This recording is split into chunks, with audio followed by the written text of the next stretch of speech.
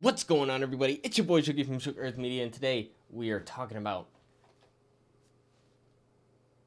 as much as I'd rather talk about anything else, it's Clementine book number 1. I've been dreading this day for a long time as a Walking Dead super fan. I went to my local comic book store to get this, okay? Not Amazon, alright? I went to a local comic book store because I'm like, if I really have to read this fucking book, at least I'm going to support somebody who actually appreciates my support, okay? Because they clearly don't have any understanding of what made this character great. But we've been covering previews of this book. We've been covering trailers of this book. We covered the Skybound number 1 issue, which had the preview for this, which is an important prequel because they don't actually cover what happens in this.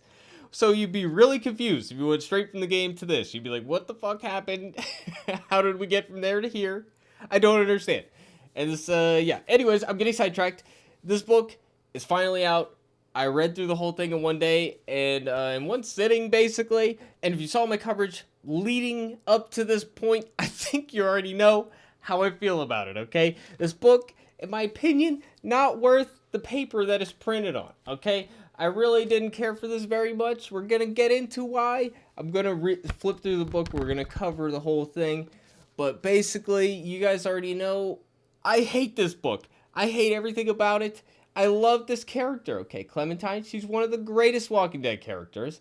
The video game's one of my favorite video games of all time. One of the best parts of the Walking Dead franchise. I'm a huge super fan. Those are all the comics that I have. Oh, I point... These.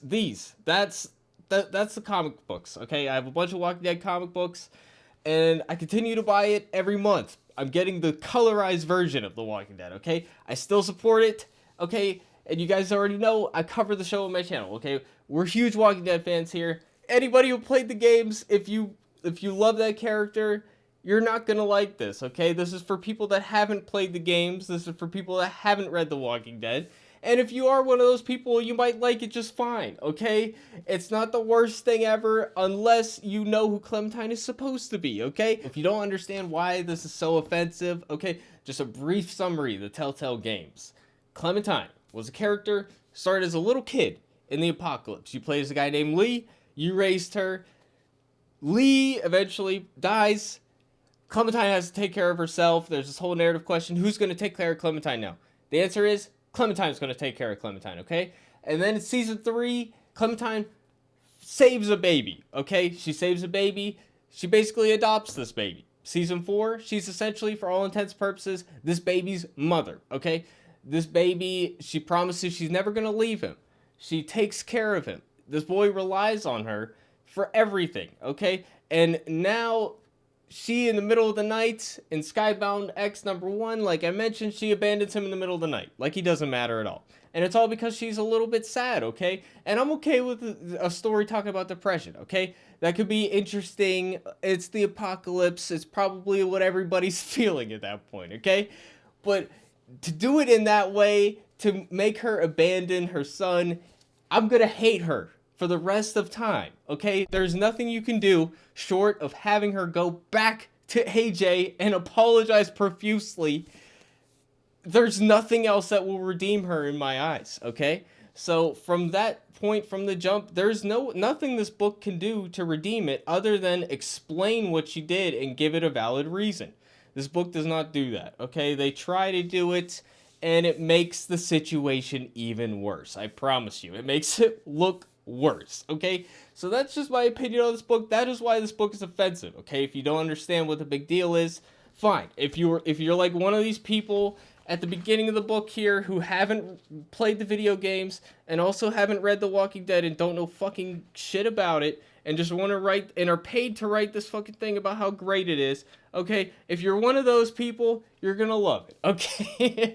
If you're an actual fan who cares about this character, okay, you're not gonna like this. And if you do like it, I would love for you to explain why, because I don't understand how character can be one way, and then all of a sudden now she's portrayed a completely different way, and there's no, like, intermediate fucking transition at all.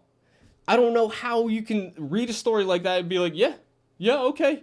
It's just, like, you have to not be thinking about it at all. And at that point, like, why, if you're not thinking about it, why do you want to read something as depressing as this? Why wouldn't you want to read something fun? That's stupid, but also fun. there's not there's not a lot of fun in here. Okay.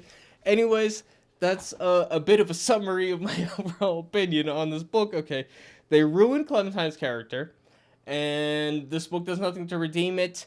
There's like one character I like in this book, and the rest of it I couldn't care less about. It's pretty boring. It's very predictable. It's not so much a plot as it is just a sequence of events, things that happen in a sequence. One thing leads to another. Okay, there's no like wants or needs or anything that a character is learning about themselves. There's no depth to this whatsoever. It's very surface level. It doesn't even get into that deep about the depression stuff. So this is a very poor example of what The Walking Dead is, and there's so many examples in here of things that make it very clear that the author is not all that familiar with The Walking Dead, because there's elements of Clementine's story in this that are like Negan, okay? She's like, Negan was like, oh, everybody who I try to protect dies, and that was the whole origin of him creating the saviors. Clementine says the exact same thing in this book, okay? And then there's a part of it where it's like Morgan from the TV show, where she's almost like in clear mode, and I'm like, okay, that's Morgan, okay? And now this is a lesser version of both of those things where nothing interesting happens. That's what this is. It doesn't have a lot going for it other than it tries to tug at some heartstrings at the end, and it's gonna get some people because the only likable character gets killed off, okay? And you're gonna like him, so that's the only reason. If you force yourself to read this god-awful book, okay, you're gonna like that one character that is actually likable, okay? But he's dead at the end, and that's pretty much all you got. Anyways, we're getting ahead of ourselves. I'm spoiling my review a little bit. I'm gonna pull up the camera up to a table, and we're gonna flip through the book. I'm gonna roast it.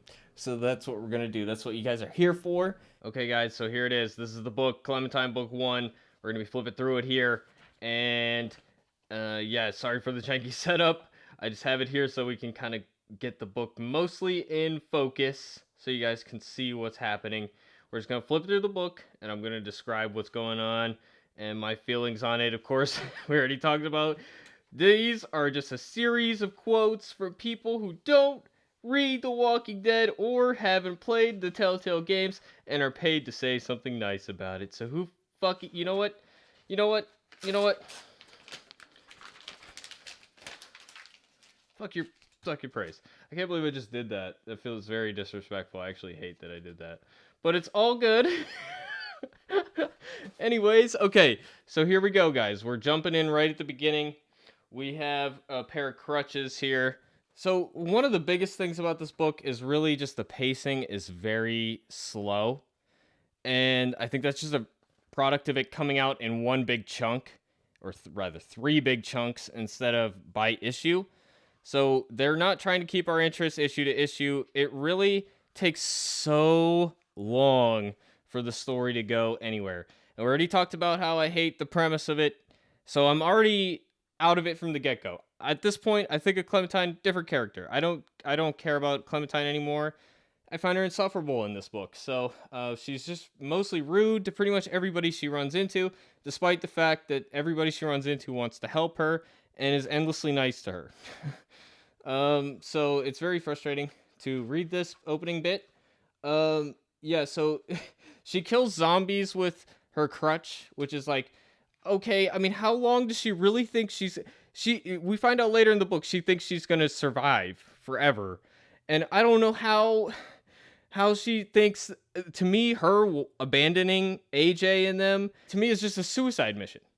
Because she only has one leg, and there's really no reasonable expectation that she should have that she should be able to survive on her own, even if she was able-bodied. Even if she was able-bodied, it's difficult to survive on your own, next to impossible for most people. So this concept of her wandering off in the woods in her condition doesn't make a lot of sense, and she's treating the crutches as a weapon. And that is like, this is her means of getting around. And she's treating it so flippantly that she seems suicidal here. And that's the only thing that makes sense, is that she's suicidal, but apparently that's not what it is. Like, that's the only thing I can think of, is that the only reason that she would leave AJ is because she wants to die. Okay? There's nothing waiting. She wants to live on her own, apparently. I guess we'll just get back to that later, but that, it just doesn't make any sense to me at all. She wishes she still had a car. Wow, that is clearly the tragedy here. Yes. Okay, she's like, every step hurts. Yeah, I wonder why. And she has this map, okay, and at first when I saw that, I was like, maybe I'm wrong about this book. Maybe she actually does have a goal. And her lying to AJ about why she left would have explained, maybe it would explain, like, she's actually doing it for his own good. Maybe that's what it is. That's what I was thinking when I saw this map. But I was like, no, that's not it at all. That's the one thing that would redeem this book, and of course they're not going to do that. Okay, and then we get some flashbacks of Lee, and to me, it just feels like such an afterthought. Okay, there's no like real consequence of any of these flashbacks. They don't like come into the story at all. They don't have a callback or anything. So I was just like, what is the point? It's just member berries, dude. It's just fucking member berries, and it's honestly insulting because I'm like, this is the character. This is not the same fucking character at all. And do you think Lee would be okay with you abandoning AJ, bro? Oh my god. I will say, I was going to praise the artist for something. I was like, hey, the gray tones are actually okay on this. But then I found out the gray tones are done by fucking Cliff Rathburn, who did the fucking gray tones in the original book. So I was going to praise her for something, but now I guess never mind. Anyways, yeah, I'm just not a fan of this art style, this childish look. It's not for me. Some people might like it. That's okay. I don't care for it, and I especially don't care for the lettering that looks extremely childish, and I just hate the way it looks. You know, some people might like it, but what's worse than the way it looks is the writing style, because it doesn't at all feel like real people talking. There's grammatical errors in this book. There's like all types of issues. There's dialogue. Like I thought I was having a fucking stroke when I was reading this book because some of the lines are just so fucking confusing. Okay, but we'll get back to that later. This scene right at the beginning, really, I mean, it's very generic because it's just a sequence of events, like I said earlier. So it's just, oh, she encounters random people. Oh, okay, then she goes to the Amish town, which I love the idea of an Amish town in the apocalypse. That's great. I think that's fantastic. We're there for all of like 3 pages. Okay, so really the whole having whole Amish people thing in here, it really is insignificant to the story. It adds absolutely nothing to it, despite being debatably the most interesting element. They completely waste the Amish people element, and it's so useless, okay? So this part is really dumb, okay? Because the thing with comics, okay, is it's a visual medium. And there's this thing that we do in comics called sound effects where we write the way the words sound on the screen, okay? They did it here, okay? So she supposedly makes a noise that is enough for them to hear. But we don't see it. What is the point of the comic medium? If you don't fucking use the sound effects, what is the purpose? What? Okay, so it's very frustrating to me. Anyways, did you hear that? What? I didn't hear shit. None of us heard shit because it's not on the fucking panel, dude. Okay, so this is the worst part of the book, and by that I mean it's the best part of the book because it's the most entertaining part. And I laughed pretty hysterically at it, and it's the most memorable part of the book. So I'm gonna read it to you guys. Are you ready? Look, I only made a sound because my period just came a little early. That's all. Okay, lamest excuse ever, bro. Okay. The girls, tell me when your period blood comes out, do you go like? Or like what? And what sound did she make? Okay, we don't even know what sound she made. Maybe she farted. I don't fucking know. Did she fart? Or did she step on a twig? That's what the sound effect is for. But, you know, we don't do those kind of things, you know, because reasons. Okay, so her period is an excuse for everything, and now I think the teenage girls are going to read this are going to think that they could just use their period as an excuse for everything. I'm sorry I farted on an elevator really loud. It's because I'm on my period. And I'm sorry I slapped you in the face. I'm on my period. I don't know. If girls, do you think it's a legit excuse? Please let me know in the comment section.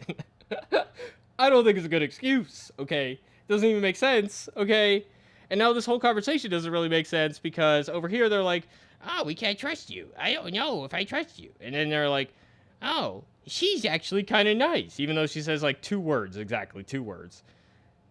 There's no reason why they should think that she's nice. Like, everybody in this Amish town treats her like she's the second coming of Christ, and they're all so happy to see her, and she's such a cold-hearted bitch to them. But there's like no reason why they should be making a big fuss about her. Apparently, Amos brings back people, quote, all the time, so outsiders shouldn't be that much of a deal if he's bringing back people, quote, all the time.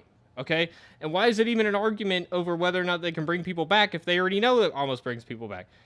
Why is it even a question? And why are they bringing back somebody they 2 seconds ago didn't trust at all and has done nothing to earn the trust in that time other than be on crutches, okay? Which would make her a better decoy, which adds validity to an argument that one of the other ones was saying. I don't know. And then they do this weird thing where this girl's like, I'm Meredith. And then she's like, she knows. And it's like, okay, bitch, somebody said her name once on the previous page, okay? Just because somebody says somebody's name one time does not mean that somebody remembers, okay? I don't know if you know how human brains work, but sometimes we forget each other's names, okay? And the only way that she would know that she knows her name is if she said her name, okay? That's the only way that would make sense. And I don't know. It's weird. And the whole thing with this plot is it's really just for contrivance, because the whole point of her finding these people, of going back to this town and talking to this doctor dude, is just so that she can get a new leg. Because this whole plot is written around being as convenient as possible for the writer. Because they can't have her wandering around on her own in the woods without having a replacement leg that's better than her peg leg thing. So that's all that this exists for. And then she promptly leaves right away because she's kind of an asshole. And there's no goal that she's heading towards. She's just aimlessly wandering. And she's not even suicidal. I don't know what the fuck. Like, why? If you just want to be alone, why do you need to go so far away? You don't have to go that far away. You could probably stop now and just camp somewhere. But you can't actually survive on your own because that's like an absurd contention. And most people aren't capable of it. And even if you are capable of it, one thing goes wrong. You trip in the woods, you break something, you're fucked, okay? It's stupid. Even if you have 2 legs, it's dumb. But anyways, of course, they have this whole procedure of bringing people back, apparently. So, and the kids, why do they let these kids just wander around? They have this whole city, which is the coolest part of this book, by the way, this Amish city. I would have loved to spend more time here because it's actually a cool idea. Amish people are cool, and they seem to be well suited to the apocalypse, given that they don't use technology and all that. So it really makes a lot of sense to have an Amish community in here. And it's in here for all like 10 seconds, and it's really doesn't add anything to the story ultimately, other than getting her a leg. And then we hear about the guy's wife. Who cares? She's a complete kind of bitch to them. And then all these kids are so excited to see her, and she's like, "I'm leaving, bye." It's like, I hate this character so much. And then she's like, there's this whole thing about her giving her fake leg a name, and like, maybe I'm just weird. I don't give a fuck about that. Okay, I don't care what she calls her fucking leg. Okay, I don't give my leg a name. Okay, I don't understand people that give their cars names. It's weird, but I that can make sense. But giving your leg, whatever, I don't know. And then she falls asleep, and I was like, we read these pages already on this channel because they released them. But like, look how far away she is from the city. Okay, and then she's in the tree, and she clearly hears all this dialogue. From where? From where? What, like, were they really that loud? She's pretty far away. Like, where are they? Anyways, there's a guy, and this is the most likable character in the book, and I already mentioned him.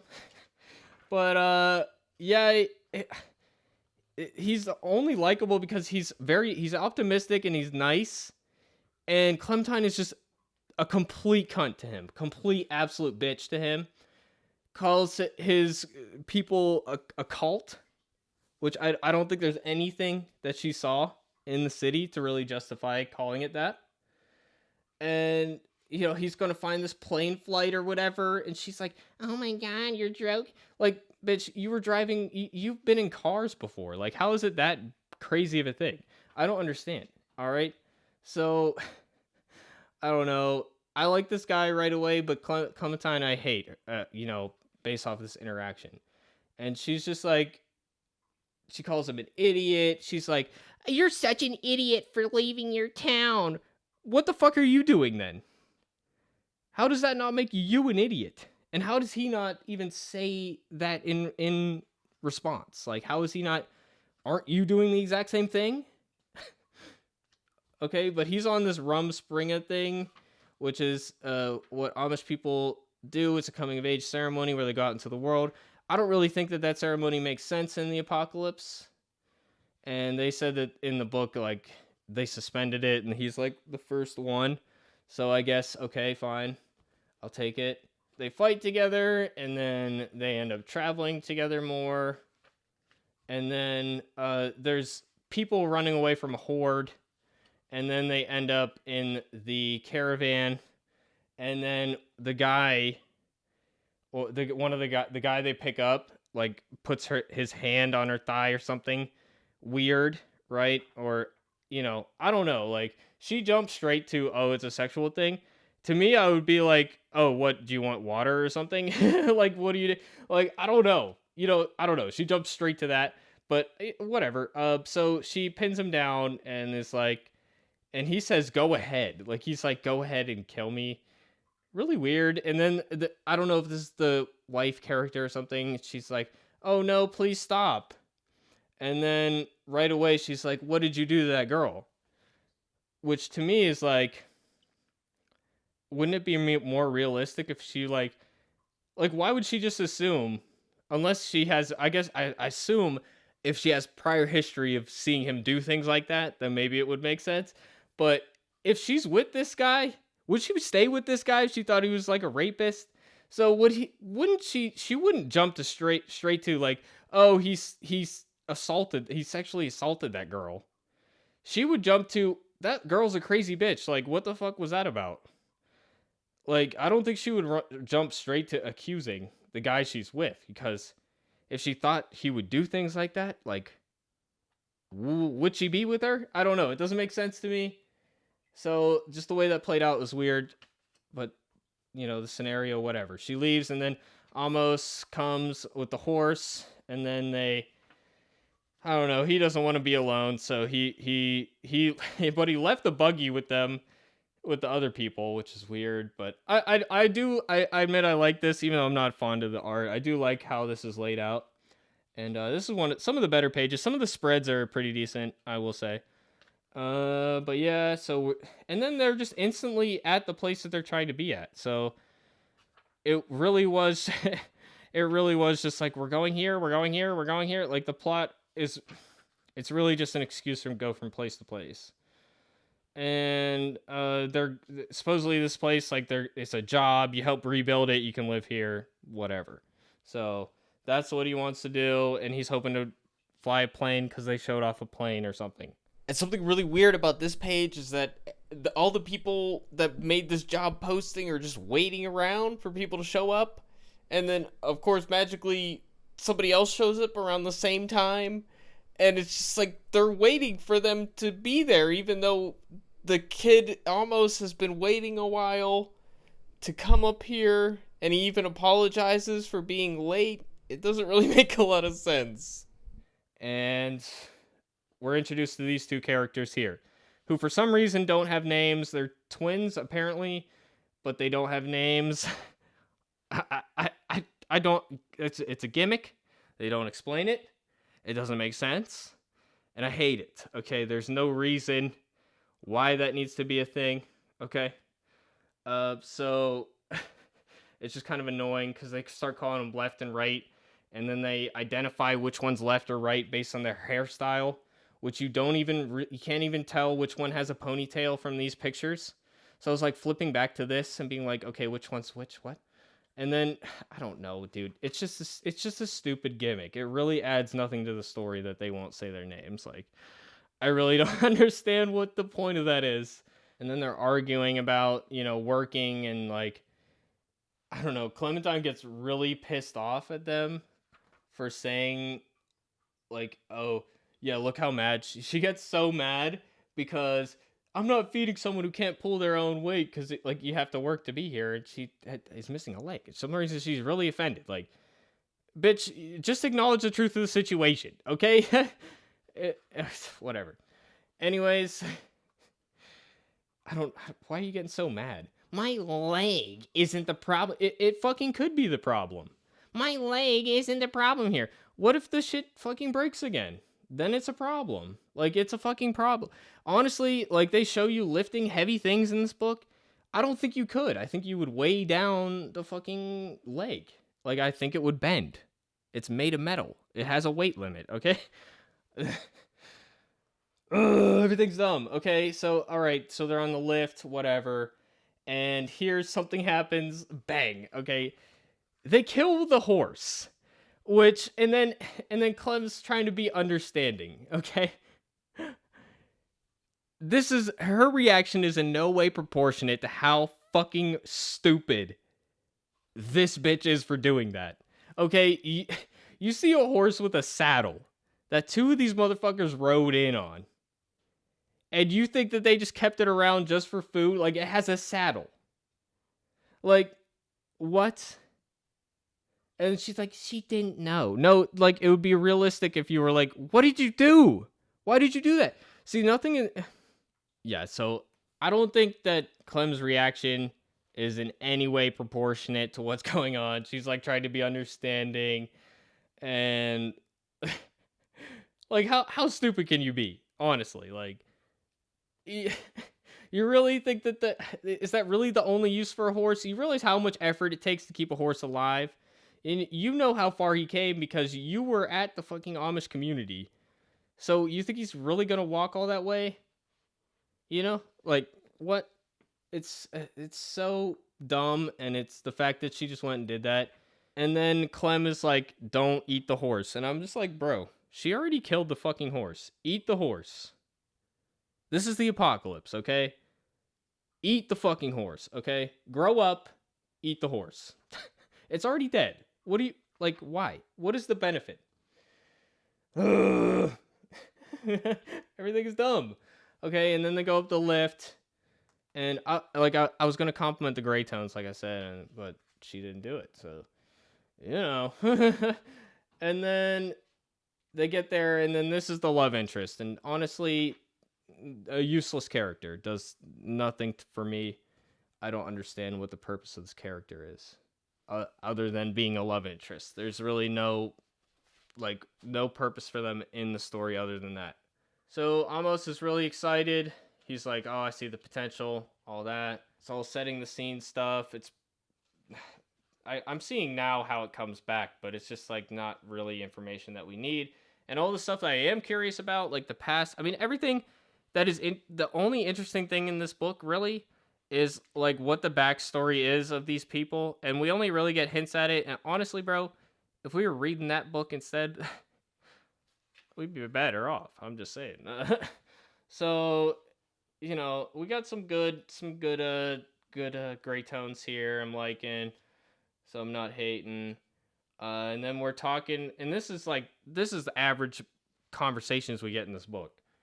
Rika, where did you come from? Canada. Glorious. Like, I get he's over the top, but glorious, really? That's not at all a reaction, like a proper reaction to what she said. What's with the twins no name thing? Clem's changing the subject, and then she's like, is my origin story not interesting you, Clementine? What story? You just said a fact about you, and then that's it. If you were continuing to talk and like she interrupted you, line would make sense. But as it is, it doesn't make sense. And then Clem is like, I'm riveted. And then she gives the girls names, whatever.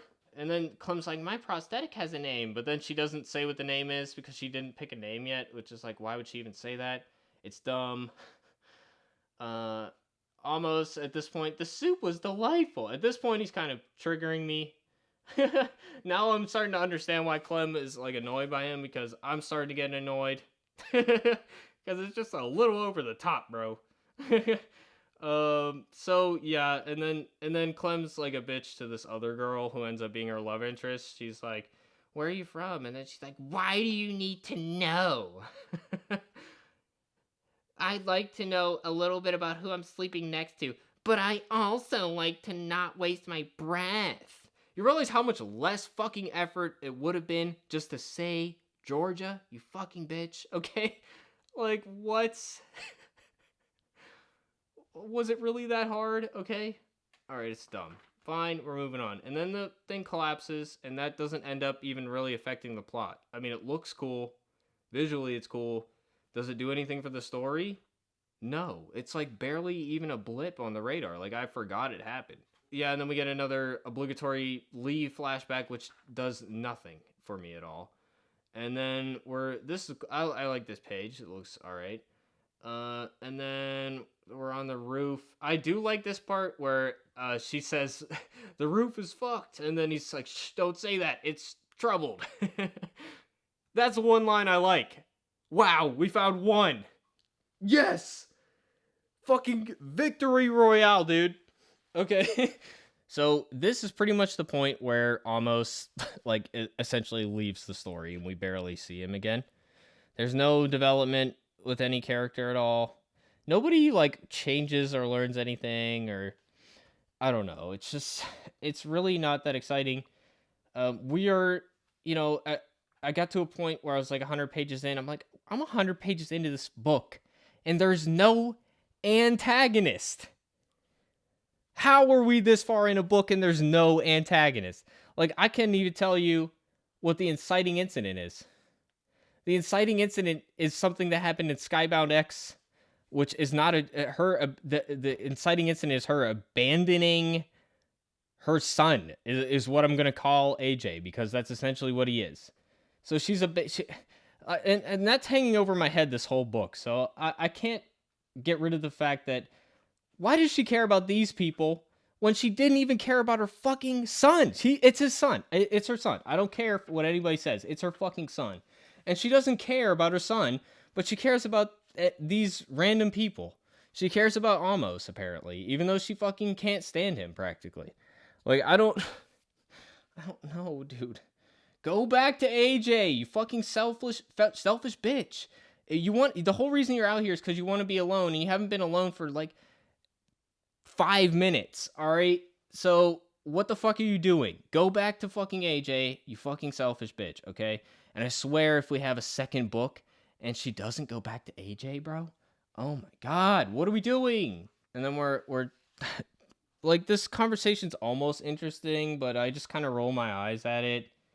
You know, they mention about how, you know, they're imagining the future almost as like, I believe in it, but there could be an avalanche. And then they talk about the hats and the religion, and I mean, it's just all a bunch of random stuff thrown in there, and then they don't do anything with it. So the fact he's Amish barely has anything to do with the story at all. He might as well have not been Amish. The story wouldn't be any different. So she's like, it's hard to talk in general. Oh my god, so relatable. I'm so awkward. Oh my god. That's the kind of person who this is going to appeal to, I guess. Oh my god, I can't talk to people. And then, she throws a snowball.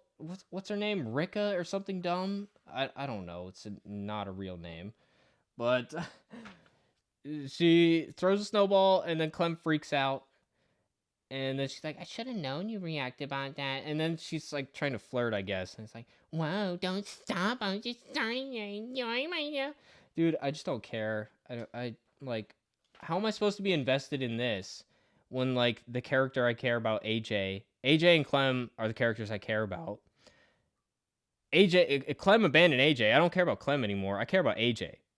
So I don't give a fuck about anything really happening. So that's pretty much my reaction to it.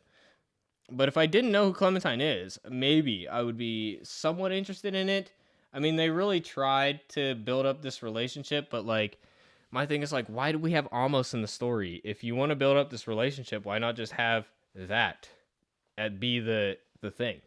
Like, take out Amos and just have her meet Rika. Make Rika the Amish person in the book.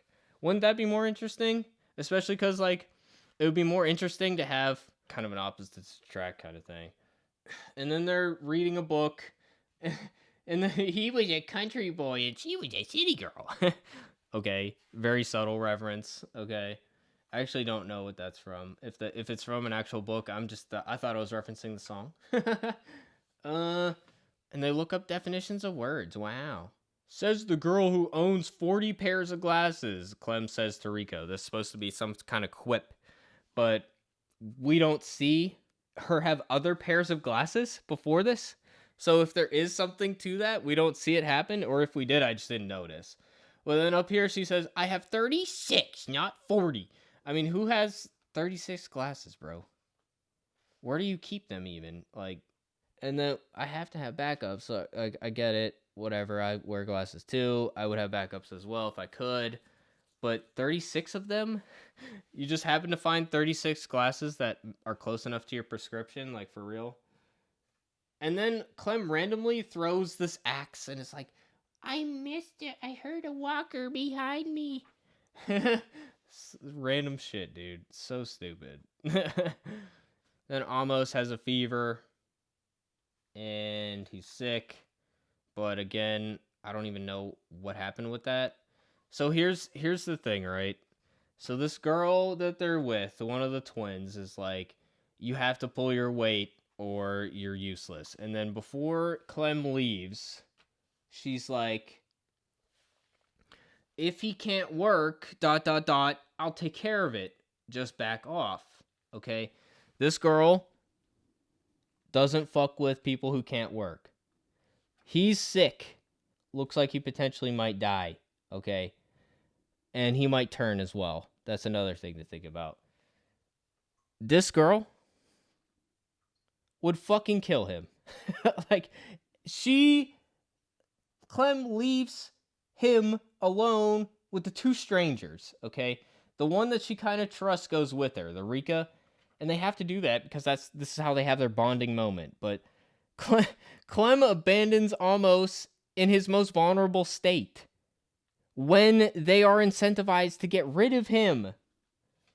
So fucking dumb, dude. I hate this book. Like, I hate this book, dude. This review is getting very long. Okay, they try to be cute with the girls, like, can I drive? Only if you ask me again. Okay, oh yeah, and here's Clem carrying heavy shit, okay? Dude, there's no way that her leg would be able to support that weight. It just doesn't make sense. They also show her chopping wood a little earlier. I think I missed that. But they showed her chopping wood. And I was just like trying to picture the logistics of her chopping wood.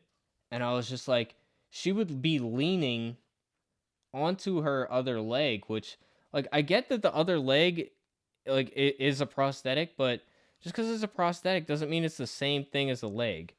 Like, she swinging the axe would end up at some point putting 100% of her weight on that other leg, or like not 100%, but a lot more of her weight. I really don't think that it would hold, but whatever. It's kind of nitpicking in the grand scheme of things. Then they get to this bridge, and I don't know, as opposed to just turning around at this point, which is what I would do, or anybody would do, or maybe like saying, okay, we have to fix this bridge first before we go across. They just decide like, oh, we're gonna lower it down this thing that we don't know how low it is. And also, like, these girls, I'm sorry, I have trouble picturing them moving a couch across the room together, okay? These girls like this have asked me and like 3 other guys to move all their furniture for them, okay? There's no way these girls will be able to carry, even without the prosthetic leg thing. Anyways, alright, fine. Whatever. I think that if they tried to drop this in the ravine like they did, they would just straight up fall in. Because that thing probably weighs more than both of them combined. Or, I mean, it looks big. I don't know. Maybe it doesn't. I don't know. I feel like it would. I don't know what they tie. What do they tie it to? Did they tie it to themselves? I don't know. If you're gonna lower it in like that, you have to tie the rope to something that's gonna stay, and then lower it in. Like you gotta. I don't know. They didn't put any thought into the logistics.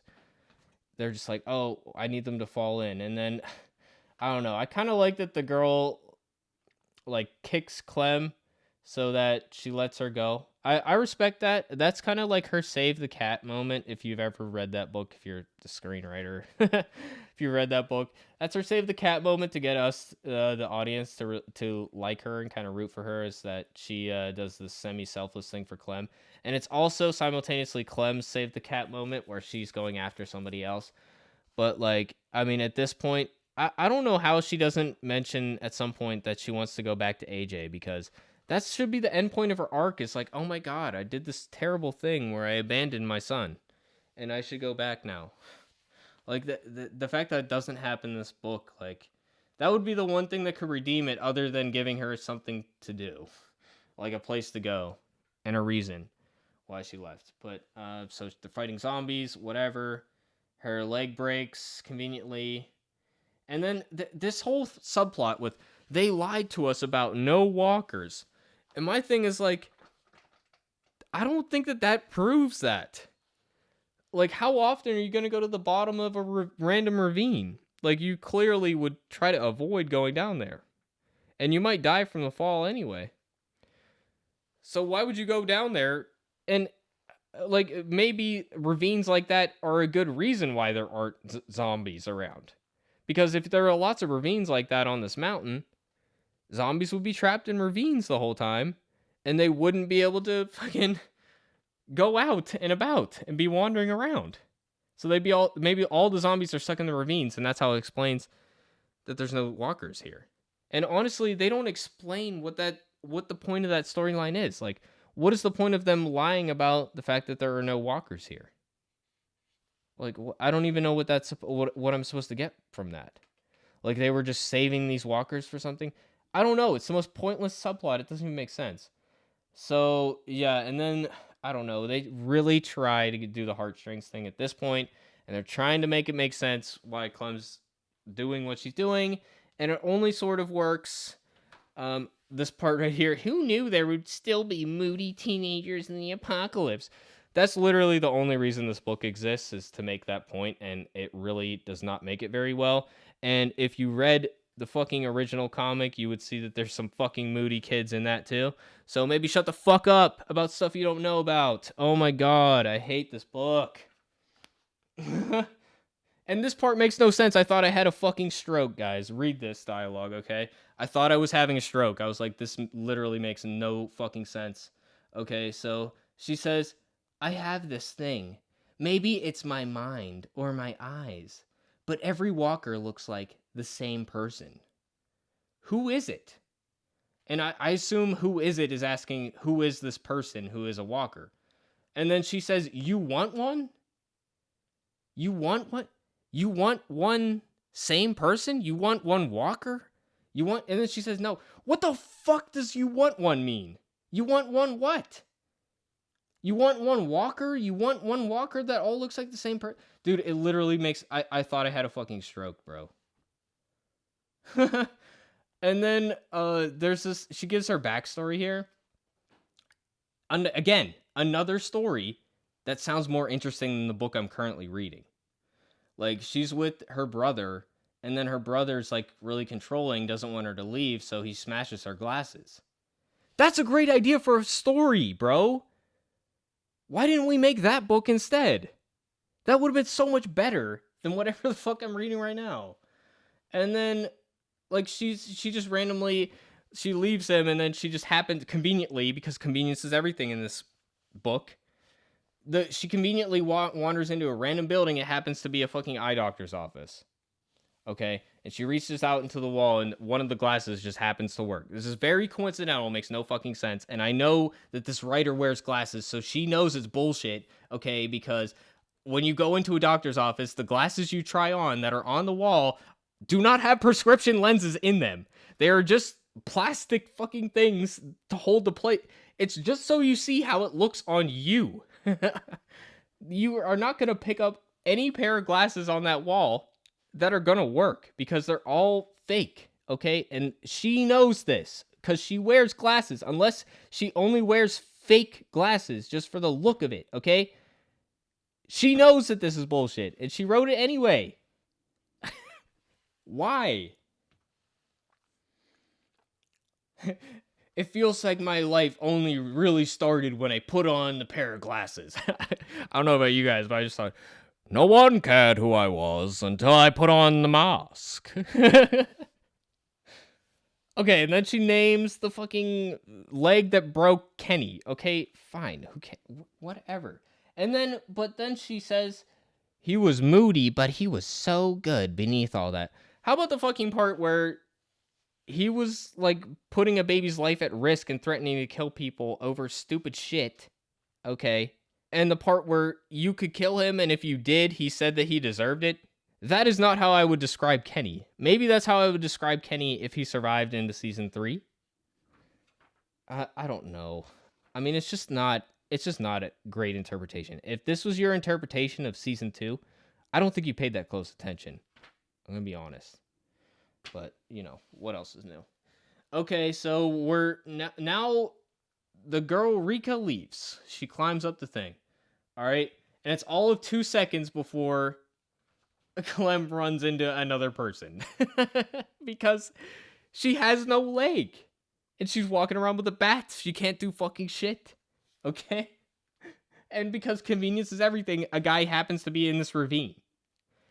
And then we got a flashback at AJ, and honestly, I cussed out the writer. I was like, fuck you for that. Like, fuck you for putting AJ in this book. Like, I'm honestly pissed for that. Like, you do not get to put AJ in this book. Unless you have her go back to fucking AJ. I hate this book, guys. I really hate this book. And I'm starting to lose my voice, so it's getting extra gravelly, so it sounds extra mad. But, okay, so we're with Clem. And honestly, I was like having a stroke again. I was like, what is happening? We have a flashback, random flashback. I thought maybe it was a dream scene. Maybe she fell asleep. And then she's in a cave. I'm like, where did this cave come from? Well, we did not establish that there's a cave. And then she finds a cave. And this, I think, is another flashback, but I don't know what it's to. Because she's in different clothes and there's an axe there. And it looks like, I don't know. What is that? And then she's in the dark. There's zombies in the dark. This is another cool art part. So I gotta give pluses when I can because of how overall negative my review is gonna be. So random dude shows up very conveniently and conveniently wants to save her. It's fine. And the zombies are all frozen, which apparently their heads could still get busted in conveniently. Blah, blah, random guy. Zombies usually aren't up here. Ice must be melting. We've seen no evidence of that elsewhere, and it's still snowing, so what? How is it melting? And then she's like, how many? This is a bad spot. But you just said they don't usually come up here. What do you mean it's a bad spot? What does that mean it's a bad spot? You see what I mean with this writing? Like what do you mean this is a bad spot? Okay? What are you talking about? I don't get it. Whatever. Guy gets bit, and this part is almost good. Okay, so it's this guy Tim. He's connected to the past. We don't really learn much about it, so don't ask, okay? It doesn't matter what happened in the past. Who fucking cares, honestly? And then he's bit. She's staying with him. This scene, it almost succeeds at the heartstrings thing. It almost does. Because, you know, we have Clementine here talking about her phantom pains and how she's struggling with not having a leg anymore. It's like there's a story there. Why does she have to go on this journey to get to that, you know? And then this is where we get into the Negan bit. And she's like, "Oh, everybody dies." Blah blah blah. Which to me, this makes it way fucking worse. They think it makes it better that this is why she left, but it makes it worse because the only way that she could be a moral person in this situation is if she thinks that no matter what happens, AJ is going to be okay, which is a ridiculous assumption, but let's just go along with it, okay? That is the only way the story works, is that she thinks AJ is still going to be okay. So she didn't abandon him. She just needs to be on her own right now to deal with her own shit. Okay? Let's just take that for granted. This completely blows that up because she thinks the unraveling of this society is inevitable. She thinks that AJ's death is inevitable. And yet she's okay with leaving him. So not only did you abandon him, you think he's going to die. You think he deserves to die because you abandoned him. You were the one person who could have stopped him from dying, okay? But it's like, it's part Negan, part Morgan with the whole, clear thing. And everybody, I can't die. In fear, he's like, I can't die. And I'm falling apart, and losing people makes me lose myself. It's literally the exact same cliche. Like, I don't think this person knows that they already did this fucking storyline twice in the Walking Dead universe, okay? And then this is another part that makes no fucking sense. She's like, the only thing I want anymore is not to get bit. So she's not suicidal. So that completely blows up my theory earlier about she's abandoning her child to wander the woods and probably die. And she has to be aware of the fact that she's most likely going to die. But that's the one thing she doesn't want.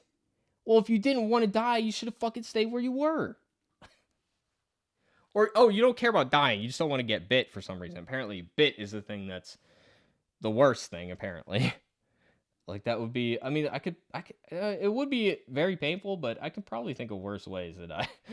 Wood chipper, still alive, that'd probably be worse. Anyways, but then she's like, I don't want to get bit anymore. And then he says, if that's true, then just stay put and I'll finish you off. No use waiting, is there? Dude, do your ears work? She just said she doesn't want to get bit. Why would you go on this rant, this whole thing about she should stay and get bit? What the fuck are you talking about? What? Are you dumb? Are you stupid? Oh my god. And then and then they try to make him wise all of a sudden. He's like, all you kids growing up in this, you give the dead too much power. They're distracting you. I mean, they're probably the main fucking threat. So what are you talking about? How can you say that? You're dying? I'm not dying because of that creeper. I'm dying because I have a soft spot for kids who need help. Okay, one part I actually kind of like it. I actually like that line. I respect him for saying that. I like that panel here. It's a good panel. I like that. Okay? I gotta give it pluses when I can. And then he says he's a stand-in for all the people who would have taken a bite for you. What makes you so sure that she's so great, man? Maybe she's a fucking dick. Maybe she's a murderer. You don't know. How would you know? I can't keep watching people die. That's why I wanted to be alone. Dude. She thinks AJ is gonna die, and that's why she abandoned him. That makes it worse. And then, of course, we have to give him a backstory. And, of course, yeah, I mean, I liked what he's going for here, saying, like, oh, life is not boring. Like, there's so much for you to do, yada, yada. And he's actually portraying it as a good thing that, like, you care about somebody enough that it feels bad that they die. But he says it in kind of a sloppy way, in my opinion. But, yeah, like... This is the dumbest fucking line in the whole book, okay? And it's dumber than the period line, okay? You kids have the biggest advantage in human history. Everything you need already exists. What? No, it fucking doesn't, okay? There are so many fucking things. If it already existed... then what is there to do? Like, it's actually the exact opposite of what you were just saying. That, like, you can't be bored because there's so much to do. If everything we need already exists, then there's nothing to do. And if everything we need already exists, then we're not in the apocalypse, because that's not what an apocalypse is. Okay, if there was a store where you could buy shit... okay, like, yeah, there's cars that exist, okay? But can you make a new one? Because the old ones only work for so long, okay? And if you don't maintenance them, even less than that, okay? So, Everything you need already exists, and you have the opportunity to make it better than what it was before. The reason why it's so dumb is because the idea of how things used to be is such an alien concept at this point in the apocalypse, at this point in a collapsed society, okay? Even having it how it was would be a fucking miracle, okay? And if you're trying to say it's the world we have today is so bad that the zombie apocalypse is almost the same thing, you're an idiot. You're a fucking idiot if you think that. And what about the apocalypse would make humans all of a sudden more equipped to make the world better? Okay, I don't know if you've been reading the same book as me, but everybody's a fucking chiseled murderer at this point. Okay, we're not in the most cooperative mindset. I don't see many people getting college degrees, okay? What the fuck are you talking about, bro? The fuck you talking about? That's all I had to say there. That's all I had to say there. And then the girl's back, which I don't know why she left and then came back. Oh, I guess she had the ropes. Okay, fine, I'll take that. I'll give that one. The girl's back. Who cares? And then they come back in the house. Who cares? Almost isn't dead, which is like doesn't even make sense. But okay, that would have been some actual drama. But they need to kill him off later, so whatever. And and the generator broke, which I didn't even know happened, but they say it happened. And there were walkers, which you said weren't around there. We already talked about why that's dumb. And then the hatchet gets recognized. And then this girl finds out that Tim was still alive, the guy that she was talking to, and freaks out. And we get zero explanation of this in the book, so I don't know why this is in here either. Like, she freaks out, pushes her sister, and runs out to see him. Okay, so I laughed out loud at this part as well. And Rico is like super offended that Clem didn't tell her about the guy in the gorge. And it's like, bitch, how is that any different from how she's been acting this entire time? She was a total bitch about telling you what state she was from. Okay, it's really shouldn't come as a surprise. And why are you acting like all of a sudden you're the fucking best of the best friends when literally you had one bonding moment and it happened like earlier that same day? Let's slow your roll, okay? And then she's even like, I don't need a girlfriend. But then they proceed to act like girlfriends the rest of the fucking book. It's really weird. Like, I don't understand. I don't know. It's just all of a sudden, it's like, all of a sudden they're like together. I mean, it's literally like the lesbian meme where it's like, oh, let's get the moving van. It's time to move in together because we had one bonding moment. And now we're like, that's just how I feel. Like, look. In the next scene, they're like, what is that supposed to be? If it's not like they're together. Like, I don't know. It's fucking dumb. I forgot to mention that there's a part where Clementine just randomly says, hey, do you remember how telephones work? It's just so random, and there's nothing else there. It almost feels like a mistake. And yeah, and the girl comes back. I don't know. She's upset. She killed the guy or something. I don't know. Who cares? Why does he... I don't even know who he is to them. Like, I don't understand. Maybe their uncle. I don't care. Anyways, here almost shows up again. And now there's a shortcut around the gorge that they didn't know before. But again, the dialogue is weird about it because she's like, there's no bridge, bro. There's a way. And then they instantly are like, what? Instead of asking like a normal question like, what do you mean? Like, the what should come after she says this. So, like, the order is wrong. You know? But that's, like, a kind of a nitpick. And she's like, why aren't you guys working? Doing what? Like, you guys, like, it hasn't looked like you've been doing anything. I don't know. This book's not really doing a great job of describing what they're doing. It really does seem like they're milling about most of the time. So, they're talking about the generator, and they got it working. And apparently, they're going to run out of food in 17 days. Which is like, that's a weird way to put it. She's like, she's been keeping track of the food stock. She's like, we have 17 days left. But that's a weird way of putting it because you could just like eat less and it would last longer. So that's a weird way of putting it, but you know, whatever. So yeah. And then the girl who apparently almost has a thing for, and they developed a relationship off screen, even though this relationship is so much more important to the plot than the one they gave Clementine. They gave absolutely zero screen time or page time to this relationship, which is apparently supposed to be important, I think. But, you know, again, whatever. So we're moving on. I don't know what else to say about it. So I don't know. We're leading up to the climax here at this point. And at this point, keep in mind, we still don't really have an antagonist. We find out who the antagonist is later, but, you know, we're really far into the book without a villain of any kind. So what is happening? And she literally says, ha ha. Like it's a fucking text message. Yeah, so I almost forgot. I have to mention it because, you know, grammar and all that. It's important when you're writing a story, you know. I'm not going to point it out if you're doing a YouTube comment, but that's the wrong it's, okay? It's with the apostrophe is the contraction, okay?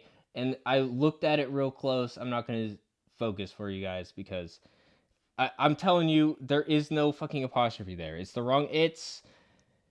Where's the editor? Why is there not? And there's also run-on sentences in this where, like, there's a full complete clause and instead of a period, there's a comma. Maybe we'll find one of those. But, like, who's the editor on this? You put a period and then another sentence. You could string that together in a text message. You can't do that in a book, though. It's dumb. So at this point, the other girl's freaking out. And she won't come in the house. I don't understand. We don't ever get in that character's head. We don't know anything about her. And the rest of the story hinges on what's going on with her. We don't have any fucking clue. They're going back. Amos is back in the story. And then all of a sudden, Amos gets pushed off a fucking cliff. And that's it. He's dead.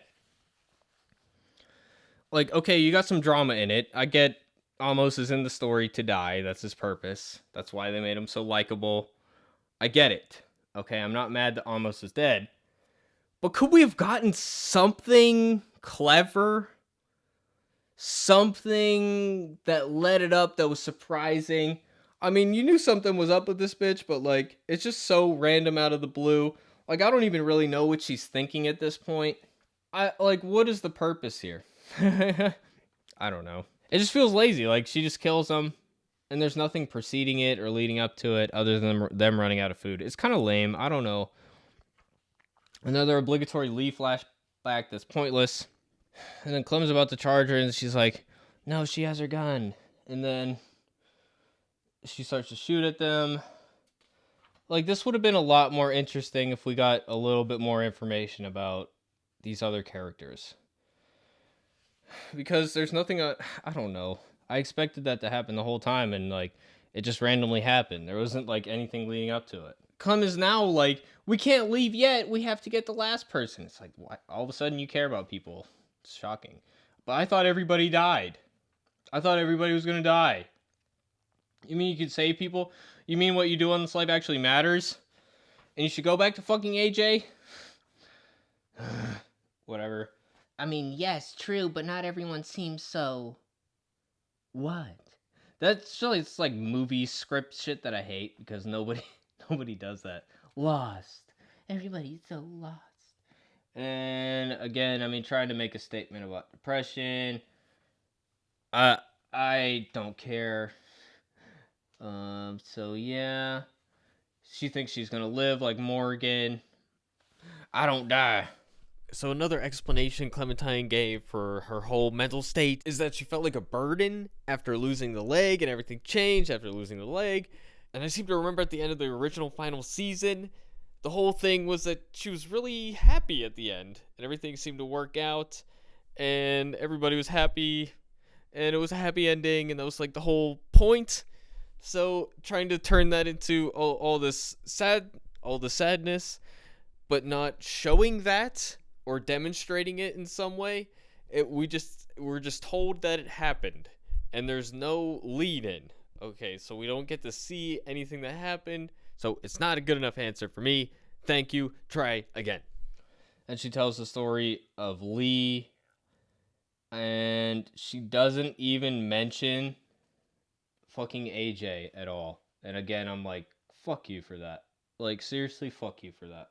I mean, yeah, we mentioned Lee. I like it. Lee's cool. I don't mind, Clem. You can be as sad as you want around me. Yeah, because isn't that what we all want in this life? Just somebody to hang around who's always sad. Isn't that what we all desire in life?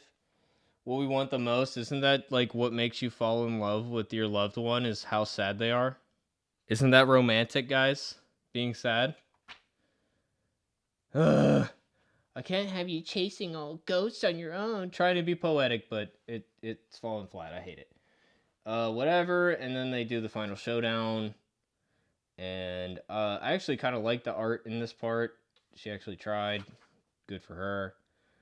I don't know. It's just I have trouble even really following the action of like what's actually happening. So Clem wax, and also like skin tones are like very inconsistent in this book. Like look now, Clem looks like darker in this one, whereas in most of the book she's white as snow. You know what I mean? It's like really weird. Like look at this, and then look at this, and then look at this. Like look, apparently this girl Rika is supposed to be like black. I guess I don't know. She looks pretty dark, but in the book she's white as snow. Like it's so weird. You know, it just feels like a mistake. But yeah, and then there's gunshots, yada yada, and then an avalanche happens. And of course, Rika gets hit. And I'm like, oh, surely she's dead. But no, she actually survives. And it's very convenient again. Yeah, I don't know. They saved the girl that's the twin that's the good one that liked Amos. And then at some point, this girl's like buried. And I don't know. This girl's like, can't we put a hole in the roof? What does that do? Like, if you want to kill her, just kill her. I don't get it. Here's another part that doesn't make sense. Clementine does kill the girl. Out of everyone in this world your sister could have picked, you were so lucky it was Amos. Amos is dead. What does that mean? You were lucky it was Amos? Why? So that she could kill him? Why would that make her lucky? Because she picked Amos, therefore, you were there because you were with Amos, you like Amos. So the fact that her sister picked Amos is leading to her death. That makes her unlucky. Maybe that's the point. I don't know. It's a very confusing line. Then we have a callback. She said, you want to lose your ears earlier? She said that to her earlier, and I think it's clever just to say it again. It's really not.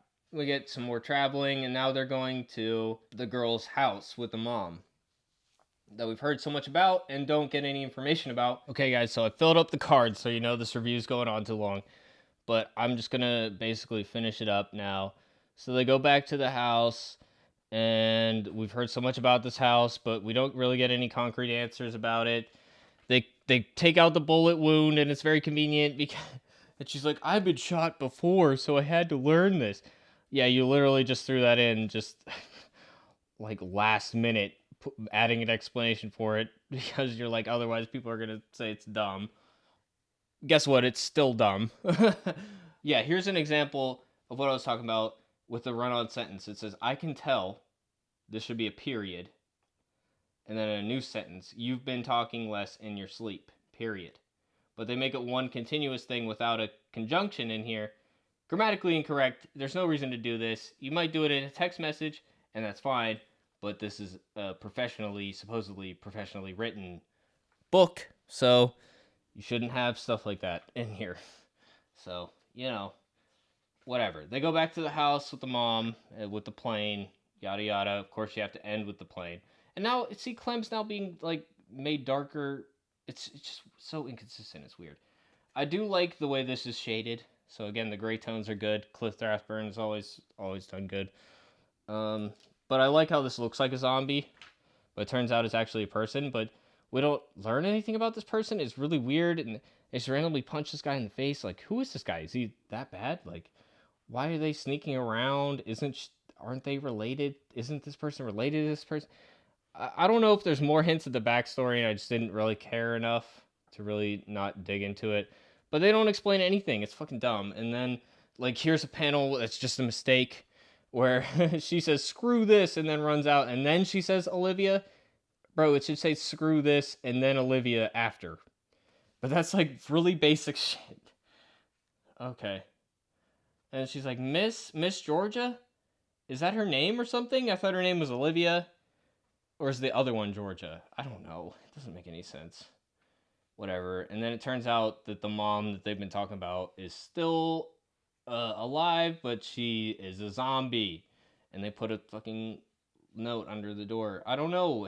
The story would have been more interesting if there was more things about the family, if we actually learned stuff, like if this actually had any meaning other than, I don't know. And there's a plane there, and they get in the plane, and that's cool. And are these zombies here or people? Are like I don't know. And then they're like, let's show Amos the plane one more time because he liked the plane. I like that. So there's something to like at the end. This acknowledgments was offensive to me as well, which usually like I wouldn't even read shit like this. But you're seriously going to have a whole thank you to everybody, and you're not gonna thank Telltale Games, who created the fucking character. You're not going to thank... You thank Robert Kirkman for his guidance. You didn't thank him for creating the universe. You didn't thank him for the opportunity of a lifetime that you were gifted in making this book. You didn't thank the fans who supported this character and made this happen. The only reason that this book exists is because the fans supported the hell out of the Telltale Games, even after the company closed. I honestly was more angry at this than pretty much anything.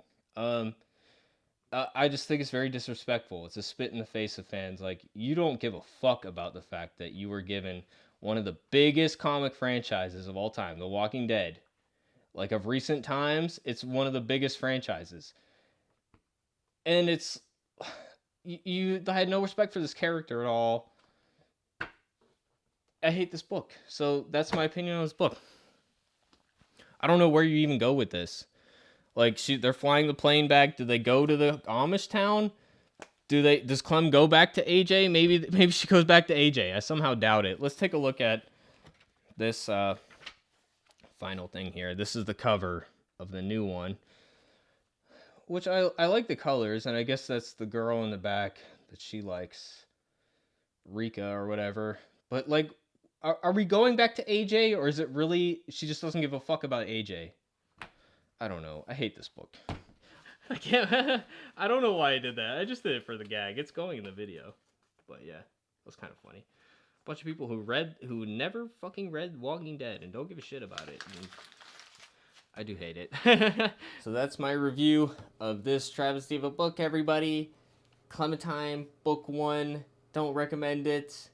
Not a fan. That's pretty much it. So, honestly, as a fan, guys, I wanted to add this bit at the end, but I feel like the Walking Dead franchise is at an all-time lowest. And this book is really the culmination of that. I mean, we got Fear the Walking Dead, absolute garbage television. I can't believe I still watch it.